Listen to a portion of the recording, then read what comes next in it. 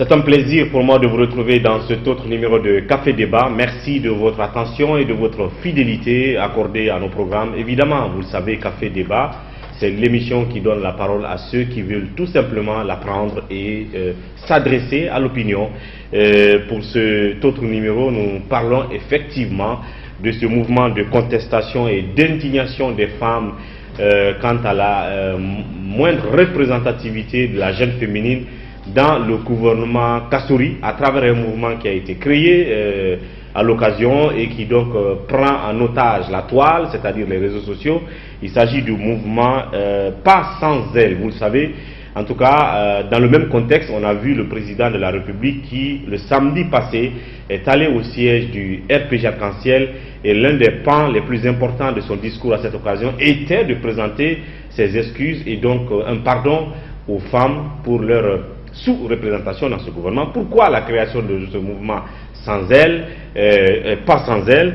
Quels en sont les objectifs? Pour en parler, je reçois sur ce plateau une des militantes, ou si vous voulez, des membres de ce mouvement. Il s'agit de Aminata Diallo. Elle est donc membre du mouvement Pas sans elle. Elle est journaliste à la base. Aminata, bienvenue sur ce plateau dans cette émission. Bonjour, merci Ouri, merci pour l'invitation. Merci surtout oui, d'accepter cette invitation.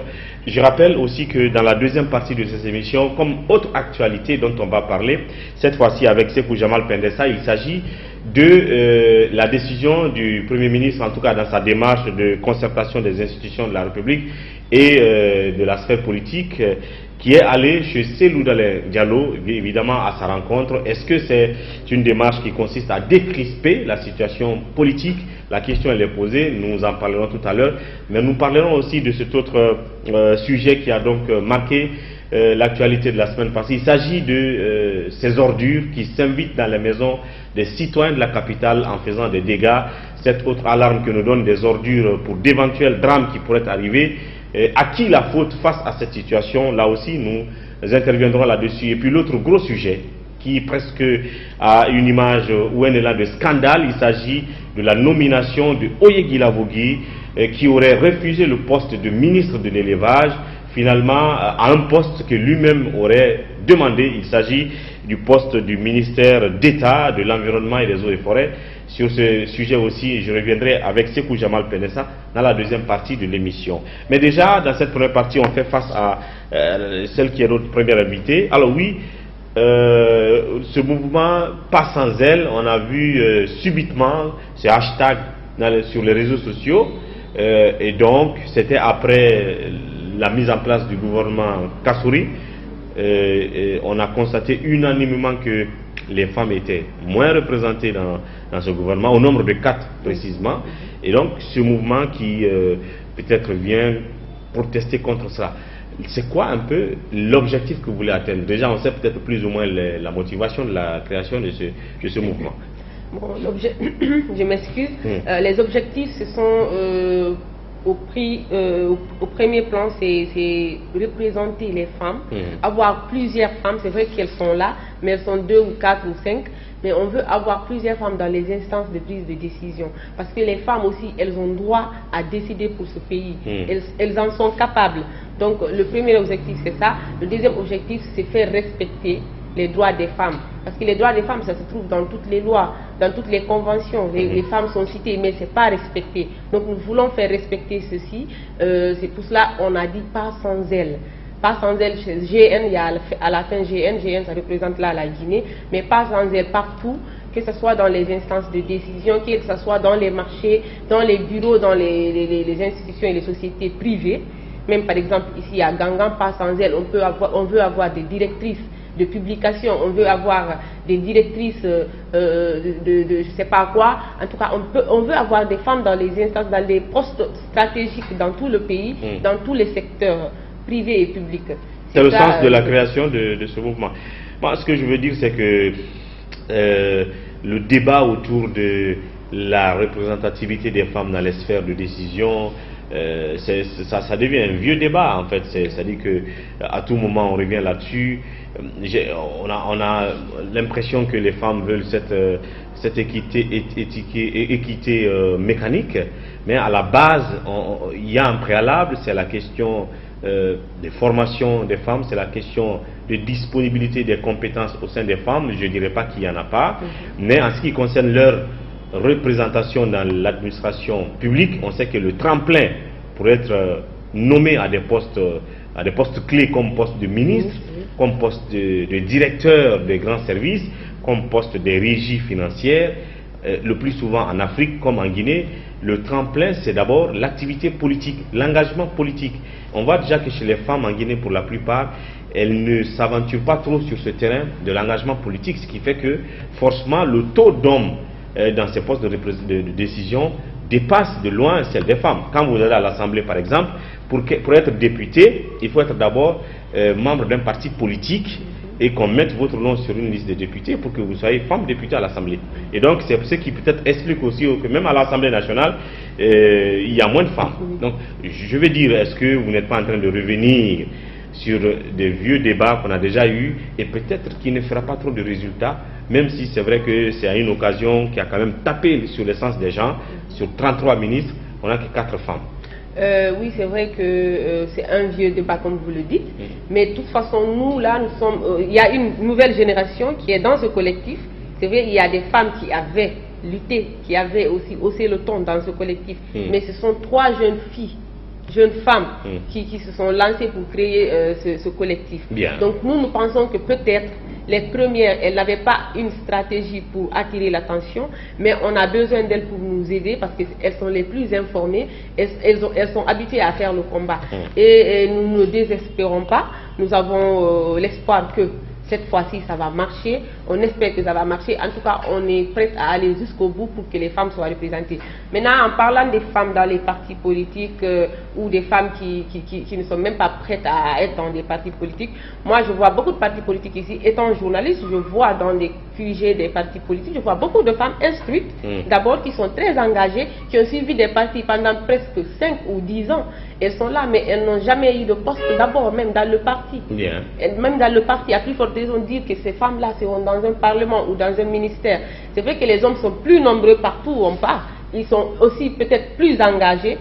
Et le collectif Pas sans elles, c'est un collectif aussi qui va pousser ces femmes qui sont là, qui ne sont pas audacieuses. Toutes les femmes ne sont pas audacieuses. Il y a des femmes très instruites qui ont tout dans la tête, mais elles n'osent pas.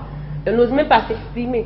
Je vois des femmes dans des partis politiques, tu les tends le micro, elles ne peuvent pas, tu leur demandes une interview, elles ne peuvent pas. C'est pas parce qu'elles ne sont pas instruites, mais c'est parce que peut-être elles ont été tellement mises dans notre société a appris aux femmes de se taire.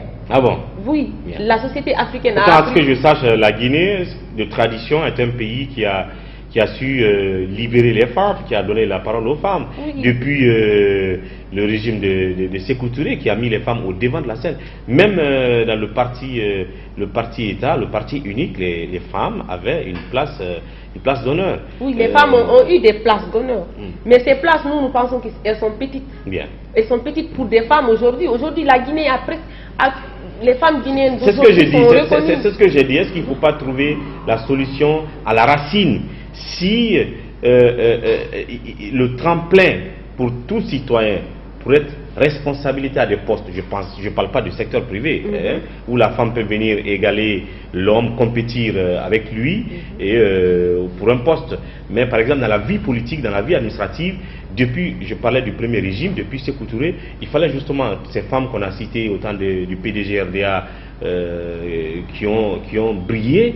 Elles ont d'abord été des véritables militantes au sein du parti État. Et Lansana Conté, toutes ces femmes qui ont été ministres étaient d'abord aussi des gens qui étaient à la disposition du PUP. Donc je pense que c'est la même tradition qui continue. Est-ce que vous voulez forcer la main, cette fois-ci, à travers ce mouvement Pas sans elles, au régime, à tout régime, en tout cas à l'appareil d'État, de prendre les femmes, pas sur la base des calculs politiques, de les trouver partout où elles peuvent être, et les mettre à des postes de responsabilité? C'est ce qu'on veut faire, c'est ce qu'on veut faire. Nous sommes en train de rechercher des portraits, nous sommes en train de rechercher des parcours de beaucoup de femmes guinéennes qui sont ici et ailleurs, qui sont dans les institutions onusiennes. Nous allons les rechercher, nous allons d'abord les sensibiliser parce qu'il y a certaines qui ne veulent pas le faire. Certaines qui pensent qu'entrer, être ministre, c'est être dans la politique. Forcément, on ne doit pas être forcément politicienne pour être ministre. Il faut avoir la compétence. Il faut être compétente, il faut être courageuse et brave pour être ministre. Moi, je pense que c'est vrai que c'est devenu une tradition. C'est quand tu es dans un parti politique, tu milites pour le parti du pouvoir, que tu pourras être ministre. Mais je pense qu'il y a eu beaucoup de ministres ici qui ne se sont pas battus pour des partis politiques. Même des ministres sortants tout récemment, elles ne se sont pas battues forcément pour le parti du RPG.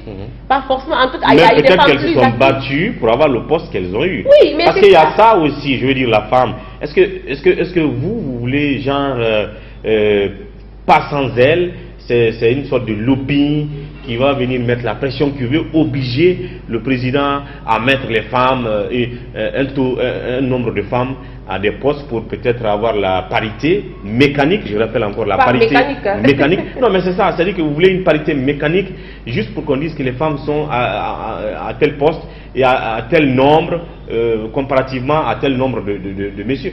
Parce que même si ce n'est pas sur la base politique qu'on peut peut-être les prendre et les nommer, mais est-ce que vous pouvez faire le combat d'une femme qui ne se bat pas elle-même? Je veux dire, faut-il, parce que avoir des postes aussi, c'est un terrain de lutte. Il faut se battre. Je vois un Ouye, on en parlera tout à l'heure, qui s'est quand même battu pour son poste, qui s'est imposé pour avoir ce poste. Je pense que les femmes aussi peuvent se battre pour des responsabilités, pour des postes, afin qu'elles y soient. Je veux dire, pas comme qu'on les serve des postes dans un plateau, comme un cadeau, quoi. Bon, c'est ça, le collectif, c'est un collectif qui va sensibiliser d'abord les femmes. Nous ne sommes pas là en train juste de à la combativité. D'oser d'abord, de vouloir, de se battre pour avoir un ministère, pour avoir un poste. C'est vrai que nous ne sommes pas là pour nommer des femmes parce que ce sont des femmes. Nous ne voulons pas des femmes qui ne méritent pas. Nous voulons des femmes qui méritent être à la place là où on les mettra, qui vont travailler, qui ne vont pas travailler pour elles-mêmes, faire de l'égoïsme, ou qui resteront là à ne rien faire comme on a l'habitude de le voir en Guinée. Voilà, mais en même temps, est-ce que il n'y a pas un peu d'ingratitude là à l'endroit d'Alpha Condé quand on sait quand même que le gouvernement qui est sorti, il avait osé mettre des femmes à des postes qui n'avaient pas encore été occupés auparavant. C'est le poste de ministre de l'économie et des finances, stratégique, c'est le nerf pratiquement de toutes les actions publiques, hein, les finances publiques, confiées à Mamadou Kaba. La coopération internationale confiée à Mamakani Diallo, et puis oui, c'était les deux postes stratégiques, en plus d'autres postes de responsabilité que les femmes ont occupés. L'environnement qui était occupé par une dame jusque-là, et les affaires sociales on n'en parle pas, ça a toujours été le poste des femmes. L'agriculture occupée par Jacqueline Sultan, après elle on a mis un homme, après on a mis une femme. D'autres postes aussi, et vous avez le port autonome de Conakry aujourd'hui, qui est le poumon, un des poumons de l'économie, occupé par une femme à la tête et succédé, je dis suivi par une autre femme. Quel autre poste encore qu'on peut citer? Là, avoir cette avalanche d'indignation des femmes contre Alpha Condé, en même temps, est-ce que c'est pas un peu ingrat? Oubliez tout de suite ce qu'il a déjà fait dans le précédent gouvernement. Nous n'avons pas oublié ce qu'il a fait, nous sommes reconnaissantes, mais de quitter de cette revenir sur 4, c'est un peu comme s'il voulait nous oublier. Une régression. Pourtant, il a dédié ses mandats, pas un seul mandat, ses mandats aux femmes et aux jeunes. Maintenant qu'ils le respectent. Nous ne voulons pas, une fois encore, nous ne voulons pas des femmes pour avoir des femmes seulement. Mais il ne peut pas nous dire sur ces 33 ministères-là qu'ils ne pouvaient pas avoir au moins le quota de 30% qu'on avait demandé depuis, qu'ils ont accepté aussi. Maintenant, il n'a qu'à au moins, on voulait au moins les 30% là. Mais 12%, vous imaginez sur 33 ministères, il y a d'autres ministères, même si ce n'est peut-être pas des ministères très importants, parce que c'est vrai qu'il a donné des ministères très importants aux femmes. Mais pourquoi il ne prend pas un ministère aussi qui n'est pas aussi alors très important, il donne à une autre femme? jusqu'à ce qu'ils respectent au moins les 30%. Bien. Maintenant, on en parlera de 50% parce que le monde tend vers là, le 50-50. Donc là aussi, c'est le 50-50. Pour moi, c'est une démarche trop mécanique aussi. Genre, on va avoir 50-50, mais après, sur quelle base? C'est ça aussi. D'ici 2030. Donc, on verra que d'ici 2030, il y aura des femmes qui pourront quand même compétir. C'est ce que je dis, mais en fait, ça va être une sorte d'imposition. Oui, mais on doit imposer. Il faut 30 femmes ici. Mais nous n'allons pas aussi prier pour qu'on nous donne nos postes. Nous allons nous imposer. Mais justement, tout se passe sur le terrain du combat. Mais c'est ça, on est en train de nous battre. De la lutte.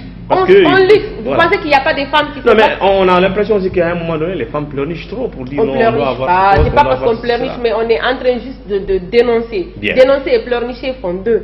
On ne pleurniche pas. Il ne faut pas dire que les femmes sont en train de se victimiser ou autre chose. On ne se victimise pas. Toutes les femmes qui sont en train de hausser le ton, ce sont d'abord des femmes qui sont instruites, qui savent qu'elles peuvent faire quelque chose dans leur domaine. Et elles savent qu'il y aura des femmes qui pourront faire quelque chose dans leur domaine. Alors, donc on ne pleurniche pas.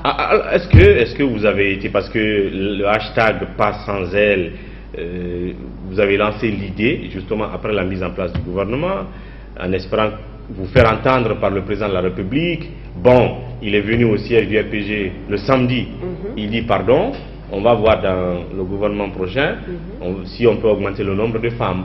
Là, c'était une promesse. Alors, mais il y avait quand même un poste qui n'était pas occupé, c'est-à-dire le poste du ministre de l'élevage qui avait été refusé par Oye Guilavogui. Voilà que hier, lundi, il prend un décret, il envoie Oye au ministère de l'Environnement, il prend le ministre de l'Environnement qui l'envoie à la place refusée par Oye. Donc, déjà, on pense que ça vous a encore déçu davantage parce que vous vous attendiez à ce que si le président samedi s'excuse parce qu'il n'y a pas cette femme dans le gouvernement, il y avait quand même un trou où quelqu'un a refusé, il aurait pu prendre une femme, la mettre là-bas pour consoler davantage les femmes. Hein? Vous attendiez à cela?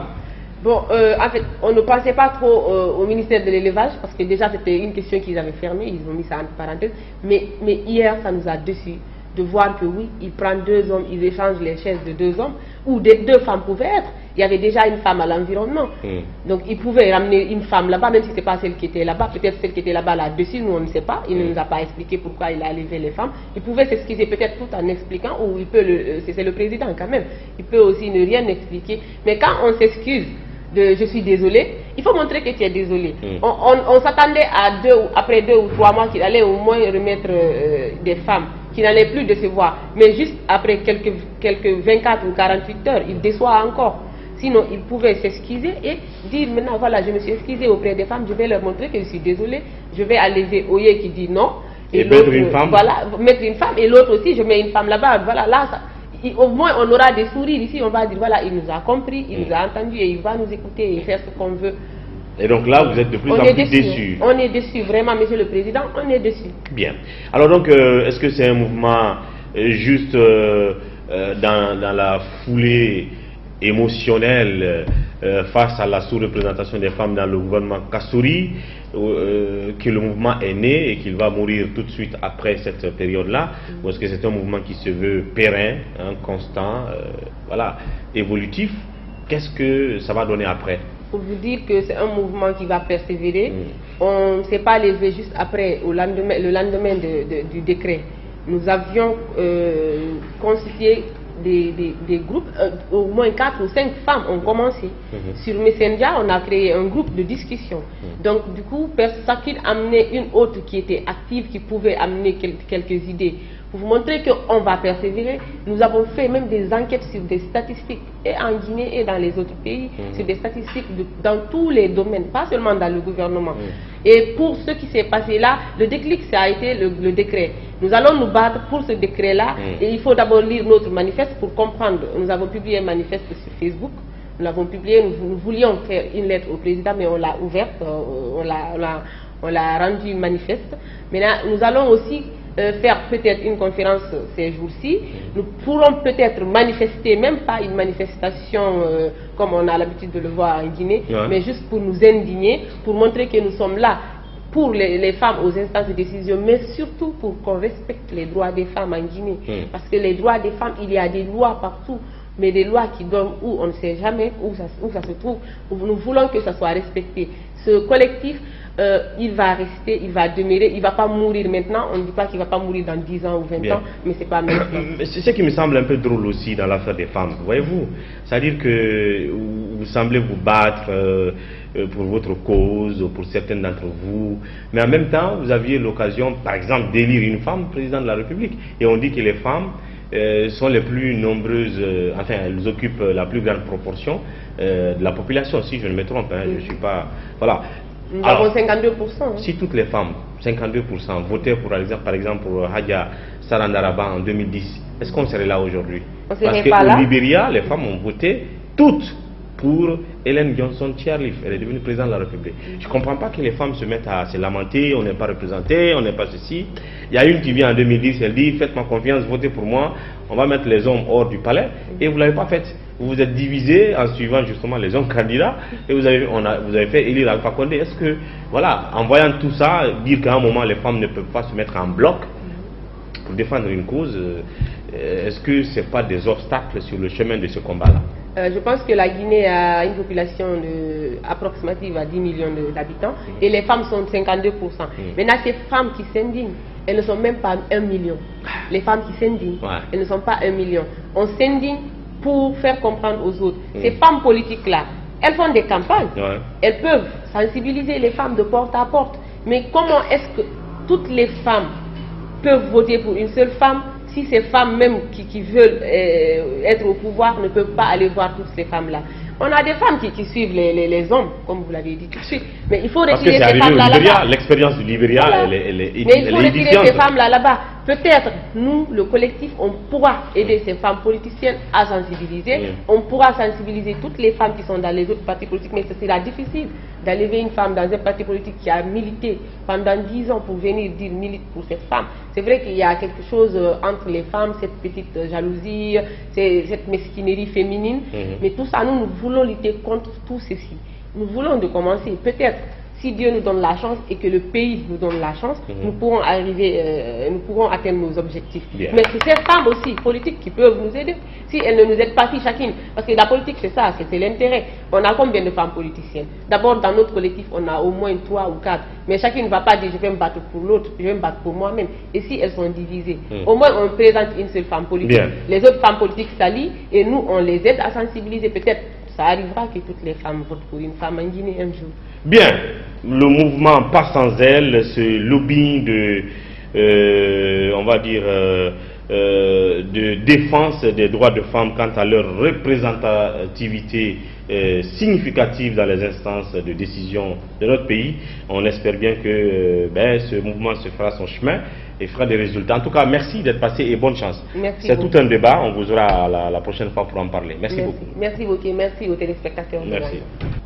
Et puis voilà, comme annoncé, j'aurai tout à l'heure la deuxième partie de l'émission. Sekou Jamal Pendessa, avec lui on va parler des autres sujets d'actualité brûlants, évidemment, depuis le week-end jusqu'en ce début de semaine. A tout de suite après la pause thé.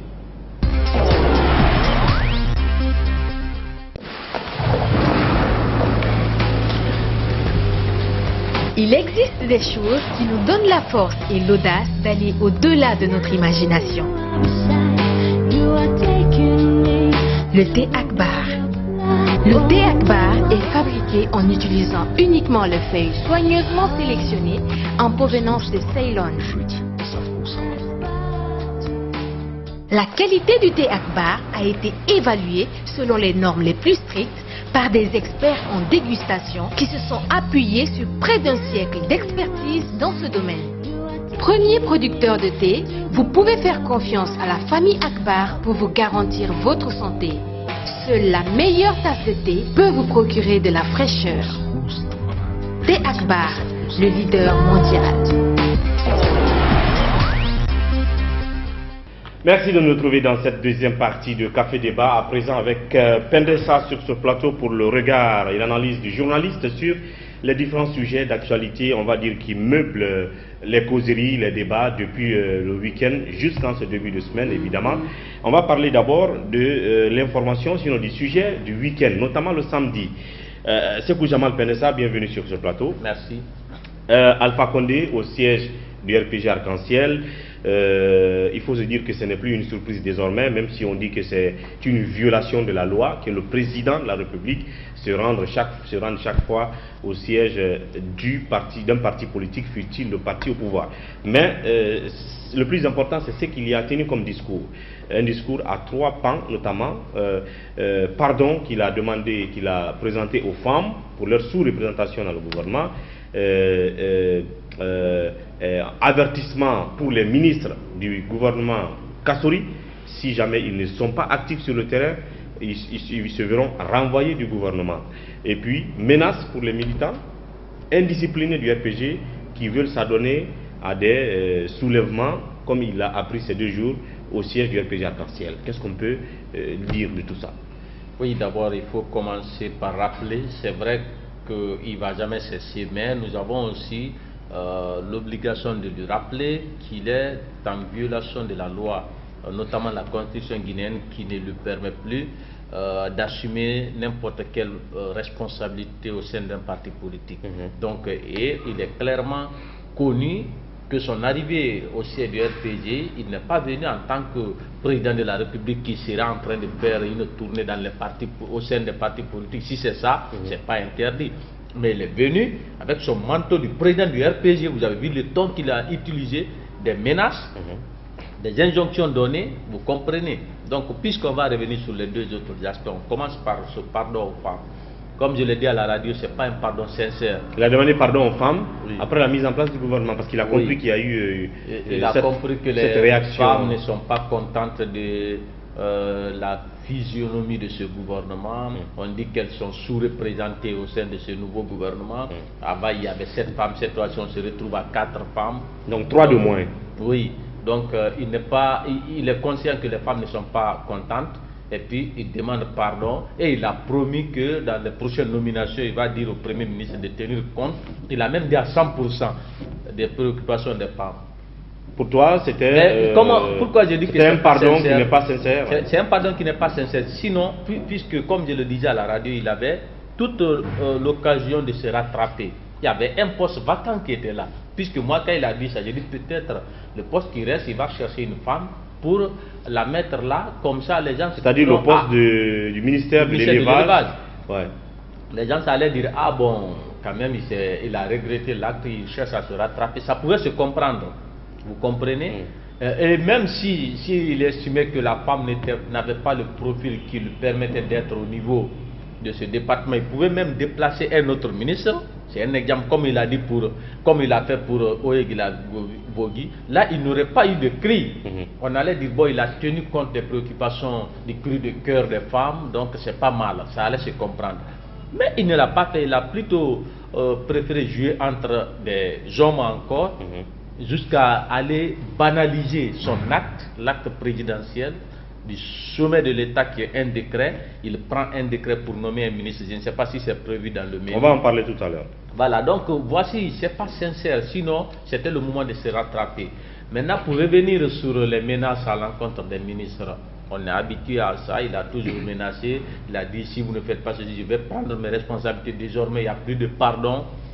À un moment, il a aussi... par le passé, cette affaire de communication, il avait dit à ses ministres de communiquer 2 fois chaque mois. Tout ministre qui ne tenait pas 2 conférences de presse par mois, il allait limoger. Il a dit ça en conseil des ministres, il a dit ça à d'autres occasions. Et par la suite, on voit que aucun des ministres ne tenait ces conférences.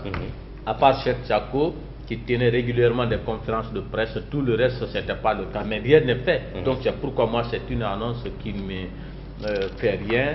Et puis vous avez vu, il demande au ministre d'aller sur le terrain, il ne faut pas rester dans les bureaux. Il ne faut pas qu'il nous crée aussi des déplacements inutiles, vous comprenez? Il ne faut pas aller sur le terrain pour aller. S'il n'y a pas de nécessité, le ministre peut rester dans son bureau, faire son travail, bien sûr. Mais si vous... C'est une manière pour lui de dire au ministre d'être productif, de faire du résultat. Mais il leur a dit de sortir du bureau pour aller sur le terrain à tout moment. On sait combien de fois les déplacements des ministres coûtent ici. Même s'ils veulent faire une petite mission à Conakry ici, on monte des devis pour dire tel carburant, il y a eu combien de membres de la délégation. On nous fait dépenser inutilement comme ça là. Donc si c'est pas vraiment une nécessité. Moi, je ne trouve pas l'importance d'aller tout le temps sur le terrain. Donc cet avertissement pour ces ministres, tu penses non que c'est un avertissement de façade, quoi. De façade, mais les injonctions qu'il a données aussi, il ne seront pas respectées. Non seulement ça ne sera pas respecté, et même si ce n'est pas respecté, il n'y aura rien. Mais supposons que ça soit respecté, je ne veux pas qu'il nous fasse créer des déplacements inutiles. C'est-à-dire, si un ministre estime que ce que je ferai au bureau ici, c'est plus important que d'aller sur le terrain, il n'est pas obligé d'aller. Bien. Voilà, maintenant, revenons maintenant sur ces menaces à l'encontre des militants du RPG. Et j'ai trouvé que c'est encore plus grave.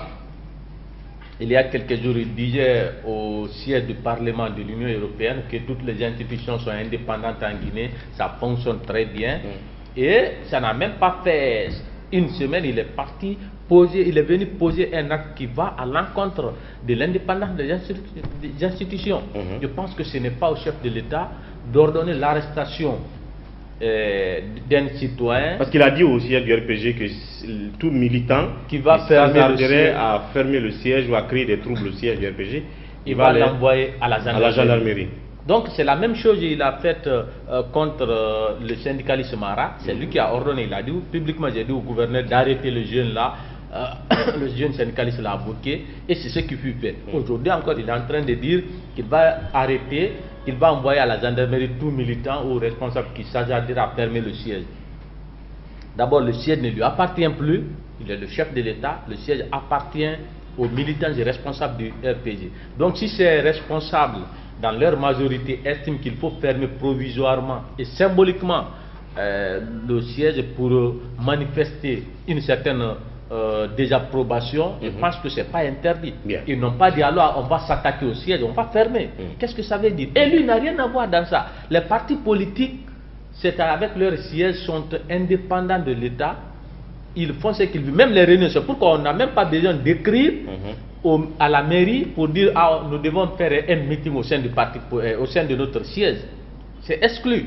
Donc il n'a rien à voir. S'il ferme, c'est pour eux. S'il ne ferme pas, il n'a rien à voir. Donc, mais dans les faits, Alpha Condé reste le président du RPG arc-en-ciel. Et c'est ce qui est déplorable. Voilà. Non seulement il est venu mettre à nu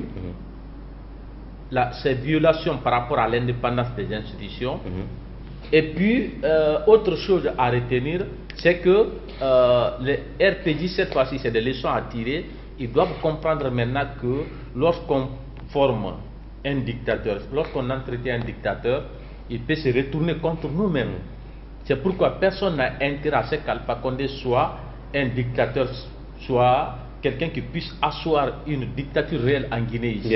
Puisque toutes les fois qu'il y a eu des violations des droits de l'homme, toutes les fois qu'il y a eu des actes posés à l'encontre de la bonne marche de la démocratie, je n'ai jamais entendu les responsables du RPG faire une déclaration pour soit condamner l'acte du chef de l'État ou se désolidariser. Donc aujourd'hui, ça risque de se retourner contre eux et c'est là où ça va être compliqué pour eux. C'est pourquoi le parti ne fera pas de déclaration. Je l'ai dit. Tu penses que le parti RPG doit faire une déclaration pour attaquer cette menace du président? Pas ça seulement. Si toutes les fois que le président violait la loi à l'encontre d'un autre citoyen, ils avaient haussé le ton, ils pouvaient le dire aujourd'hui, ça se comprend. Mais aujourd'hui, s'ils le font, on va dire ah, c'est parce que c'est eux qui sont concernés. On ne va pas les écouter. Et ça devient un combat personnel. Ce n'est plus un combat pour des valeurs de la République, des valeurs de démocratie. Vous comprenez? C'est pourquoi il n'est pas bon d'être indifférent face aux multiples cas de violation. Il ne faut pas dire que moi je suis du parti au pouvoir. Lorsque le président pose un acte, même si ce n'est pas bon, je ne dois pas dénoncer. Non, ils n'ont qu'à regarder à l'étranger, par exemple en Occident.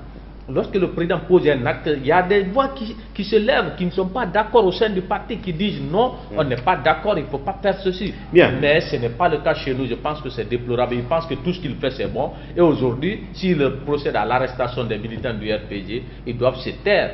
En parlant du fait de se désolidariser des actes, de certains actes du président de la République, parlons de son pouvoir discrétionnaire encore qui a, on va dire, suscité une vague de réaction, d'indignation, une avalanche de critiques sur la toile, sur les réseaux sociaux depuis le lundi nuit où il a pris un décret nommant Oye Guilavogi ministre d'État de l'Environnement et des Eaux et Forêts ministre Oye qui avait refusé le ministère de l'élevage, on l'a appris depuis la mise en place du gouvernement Kassouri, ce qui a fait que dans l'ossature du gouvernement, quand on le lisait à la télévision nationale la semaine passée, on n'a pas justement donné le nom du ministre qui allait occuper le poste du secteur de l'élevage, parce que Oye Guilavogui a refusé tout simplement le poste. On s'est dit que, eh bien, il a bataillé, il a lutté, il a imposé pour qu'on lui donne un ministère, et finalement on l'a envoyé au ministère de l'élevage, où il y avait déjà un nouveau ministre, pardon, de l'environnement, où il y avait déjà un nouveau ministre qui a prêté serment il n'y a même pas une semaine. Alors oui, que dire de cette situation, de cet acte du président de la République? Je pense que c'est très grave. C'est un pouvoir discrétionnaire, ça ne se discute pas, mais lorsque on voit qu'il y a une certaine banalisation des actes posés par le chef de l'État, où il faut aller plus loin pour dire que la banalisation de la fonction du président, lorsque le président n'est plus capable de poser des actes que la Constitution lui confère en toute indépendance, je pense qu'il y a de quoi à craindre. Oye Guilavogui, vous l'avez rappelé, tout le monde disait qu'il était éjecté du gouvernement quand on a écouté le décret, mais quelques heures après on s'est rendu compte que c'est lui qu'on devait nommer ministre de l'élevage. Il a dit au chef de l'État, je ne veux pas, je n'irai pas là-bas, et quand vous me nommez, je démissionne à la minute. Vous comprenez? Et quand on a demandé à Kiri Bangoura, il a dit, bon, il n'y a pas eu d'accord d'abord autour de ce département, c'est pourquoi, puisqu'il y a une question de temps, on va attendre un peu. Donc on avait compris que oui, il n'y avait pas d'accord, sinon on n'était pas en crise de cadre. D'ailleurs, il y a beaucoup de CV qui sont sur la table du chef de l'État.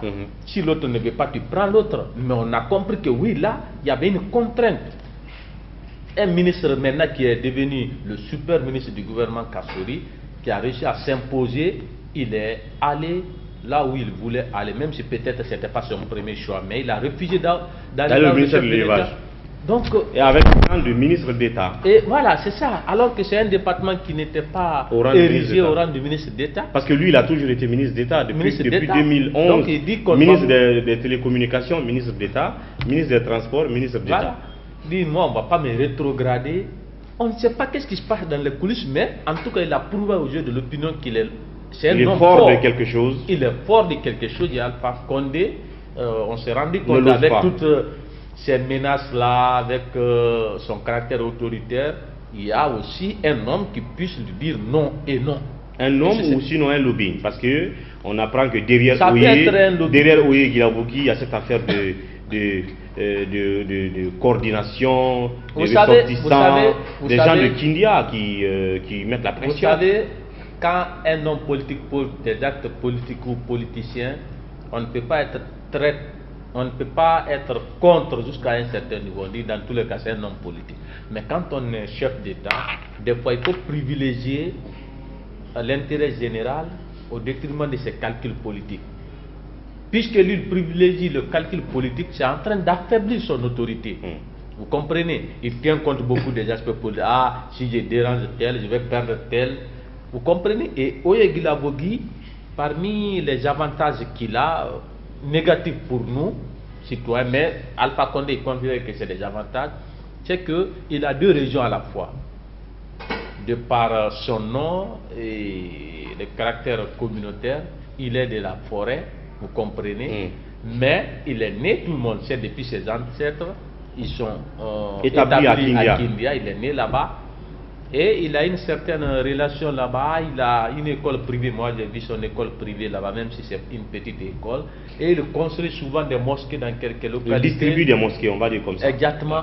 Donc il a réussi à coopter ce lobbying.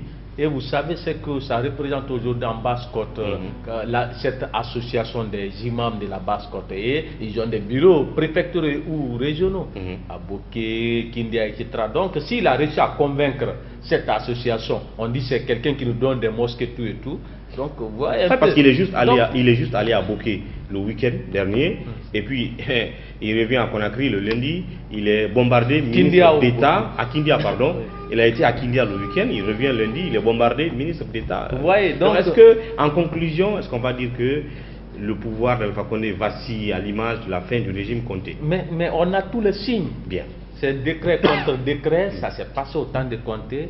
Et là-bas, peut-être c'est les gens qui venaient seulement confier des gens, mais cette fois-ci, il y a des gens qui s'imposent, qui s'octroient des postes. Voilà, donc son pouvoir s'affaiblit de petit à petit. C'est pourquoi moi je lui dirais, s'il était très intelligent, il n'a qu'à chercher à gérer jusqu'en 2020, respecter la Constitution, il n'aura plus de problème. Mais s'il essaie de forcer la situation, alors qu'il est déjà affaibli, je pense qu'il va risquer gros, puisque c'est des gens qui sont capables de le plonger, et lorsqu'il va se retrouver dedans, tout le monde se retire. Bien. Oye Guilavogui qui se tape donc le ministère qu'il veut, avec le rang qu'il voudrait justement. Finalement, ça annonce les couleurs de qui sera soumis à Kassori et qui ne le sera pas dans ce gouvernement. En même temps, en parlant de désolidarisation des gens du RPG, il faut quand même reconnaître qu'il y a plusieurs membres du RPG, pas des moindres quand même, qui ont posté leur indignation, leur désapprobation de cette nomination sur Facebook, comme quoi ils ne sont pas pour ce décret. Des communicants du RPG, voire certains cadres même du parti qui sont fâchés. Ils se rendent compte, comme nous autres, que le pouvoir d'Alpha Condé est affaibli aujourd'hui. C'est la vérité. Moi, j'ai eu à le dire bien avant. Quelques mois après, vous vous rappelez, j'avais fait un poste pendant la crise de l'éducation, les jours où les femmes ont manifesté dans tout Conakry. C'est ce jour-là, j'avais écrit à la fin de mon poste, j'ai signé en langue nationale ceci pour dire qu'il y a pouvoir Baramabéry. Donc ça veut dire que... Et à partir de là, ça ne recule plus. Si les gens au RPG s'indignent, ça veut dire justement qu'il faut prendre ça au sérieux en réalité. Oui, ils savent. Ce ne sont pas de bons signes. Ce ne sont pas du tout de bons signes et ça doit les inquiéter. Bien. Et ils ont un grand rôle à jouer, c'est celui de décourager le président pour n'importe quel projet de troisième mandat. Voilà. C'est la seule chose qui pourrait le sauver. Ça c'est vraiment un autre débat. Même s'il s'indigne, je veux dire, ces membres du RPG, face à ce décret, ça ne veut pas dire pourtant que certains ne veulent pas faire la promotion de ce projet dont on aura l'opportunité d'en parler. Et puis l'autre sujet aussi qui s'est passé lundi matin, c'est la visite de Kassori, Premier ministre, chez Cellou Dalein Diallo, chef de file de l'opposition. C'est évidemment à la suite de sa démarche qu'il a entamée, rencontrer les institutions et ainsi de suite. Mais est-ce qu'on peut dire que cette rencontre peut décrisper un peu la crise politique qui couvre un peu sur la Guinée?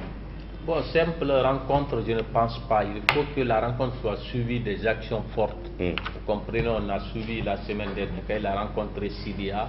Ce que Sidia a dit, c'est d'ailleurs l'occasion de revenir sur les propos de Sidia. Après avoir parlé du contenu de leur rencontre, il a ajouté que c'est le bureau politique de l'UFR qui avait décidé que l'UFR ne sera pas représenté dans le prochain gouvernement. Ça c'est passé inaperçu, mais Sidia a dit. C'est pourquoi on a compris peut-être Tal n'a pas été reconduit à la tête du ministère de l'élevage. Ça, c'était à signaler de façade. Kassori, hier chez Sidia, aujourd'hui chez Cellou Dalein Diallo, tout ce qu'on peut comprendre pour le moment, c'est qu'on peut confirmer, c'est qu'il est en train de rentrer petit à petit dans son rôle constitutionnel qui est celui de promouvoir le dialogue social. Contrairement à son prédécesseur qui n'a jamais assumé cette fonction, alors que c'est une fonction qui lui est dévolue par la constitution guinéenne. Donc c'est déjà un pas. Mais une fois encore, de simples visites, on a vu la rencontre, le chef de l'État, le chef de file de l'opposition, est-ce que ça a changé quelque chose? Donc de simples rencontres ne suffisent plus. Il faut être franc avec les partenaires et il faut aller plus loin en posant des actes, sinon cette visite, on peut dire que c'est un début, mais voilà. En tout cas, Kassori, chez Cellou Dalein Diallo, ça renvoie aussi à d'autres images parce que c'est deux hommes qui se connaissent depuis longtemps, c'est même des amis, ils ont travaillé sous l'époque Lansana Conté, dans le même gouvernement piloté à l'époque par Sidia Touré. Ils ont été amis, ils ont travaillé pour le même gouvernement, et puis après ils ont été tous opposants, radicalisés contre le régime Alpha Condé. Aujourd'hui, l'autre est dans la position de défenseur du pouvoir en tant que Premier ministre, l'autre tire la file de l'opposition. Et à ce niveau, il faut dire que c'est des deux hommes qui se connaissent bien, et avec tout ce qu'on a vu, on a constaté qu'ils refusent même de se contre-attaquer sur des antennes. Vous allez tout faire, Sidia ne va pas critiquer en tout cas sévèrement Kassori. Kassori aussi, vous lui posez des questions, il ne va pas le faire contre Cellou. À un moment, Cellou a pris pour témoin Kassori Fofana dans l'affaire Demodoula. On a déguerpi les gens. Vous savez, il y a des gens comme Baour qui avaient rêvé l'affaire Kaporouraï. On dit que si lui était dans le gouvernement à l'époque, on a tout fait. Les gens de Kaporouraï ont subi, il n'a rien fait pour les sauver à l'époque. Mais c'est le cas, il s'est défendu, il a dit mon témoin est là, Kassouri est là. Alors que Kassouri était du côté de la mouvance, s'il était dans l'opposition, c'était une occasion pour Kassouri de l'écraser. Parce que quand tu me prends pour témoin et que je parle en ta défaveur, tu n'auras rien à dire. On va dire c'est toi qui l'as choisi comme témoin. Mais nous, on a tout fait à l'époque. Kassouri n'a pas voulu s'exprimer. Bien. Donc on comprend par là que c'est des amis de toute façon. C'est des amis. Et ça doit donner des leçons aux citoyens, qu'ils comprennent que c'est un jeu, les gens sont là, ils se passent le pouvoir. Bon, prends, tu gères pendant quelques années, moi aussi je prends. C'est entre les mêmes personnes. Bien. Et puis on ne va pas sortir de là. C'est pourquoi j'ai une fois même entendu un haut cadre pour dire non, c'est pas mauvais. Retenez que, comment dire, la période d'une élite, c'est 50 ans. Vous imaginez 50 ans, les mêmes personnes sont en train de nous gérer? Bien, ça c'est notre débat, franchement. Ce qui est sûr, on va attendre de voir qu'est-ce qui va résulter de cette démarche du nouveau Premier ministre Ibrahima Kassouri Fofana. Et puis pour terminer, on va parler de ces ordures qui ont déjà averti les populations. Les ordures qui le samedi passé, enfin le vendredi passé, ont envahi les domiciles des gens en créant des dommages. Les gens par endroits ont retrouvé les ordures sous leur lit carrément. Certains qui ont eu leurs biens complètement mouillés par ces eaux usées justement. Et là, ça remet encore sur la place la question de la gestion des ordures avant la période hivernale. On a les images qui sont vraiment difficiles à regarder. C'est vraiment effrayant. C'était le samedi matin, après la pluie du vendredi soir. Mais tu vois des maisons inondées. Il y a des gens et ça, c'est déjà les premières pluies et qui n'a même pas plu beaucoup. Toutes premières pluies. C'est ce qui est inquiétant. Et d'ici entre les mois de juillet et août, puisque c'est la période des grandes pluies à Conakry, on ne sait pas, c'est-à-dire quel sera le sort des citoyens guinéens, de Conakry plus précisément.